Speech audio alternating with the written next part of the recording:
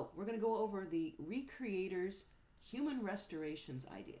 Just had it. Why not? Okay, this is for non-emergency. You know emergency. This is for non-emergency. This things that irritate you that you want to change. Well, come on, we all have them. All right, first we should start with lifestyle, okay? You do not go down to let's have the MRI, okay?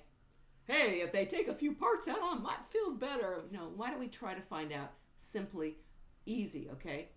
Like, I need a new bed, okay? It's old. That's one. I haven't done it, so I'm still having trouble with it, okay? And I use other systems to deal with it. Then we have the non-invasive medical, and that would be therapies. Going into, having your hair done, that's one. It's almost medical, especially with the chemicals they use. Okay, but that would be, dietitians. That would be physical therapy, speech therapy, things that aren't going to cause you major changes. Even going in and having your electromagnetism tests. I mean, if you're having problems, doing something that is probably going to make the problem worse if it's not that bad, and you know it's not that bad yet. Now, if you're in severe pain, that's emergency, okay?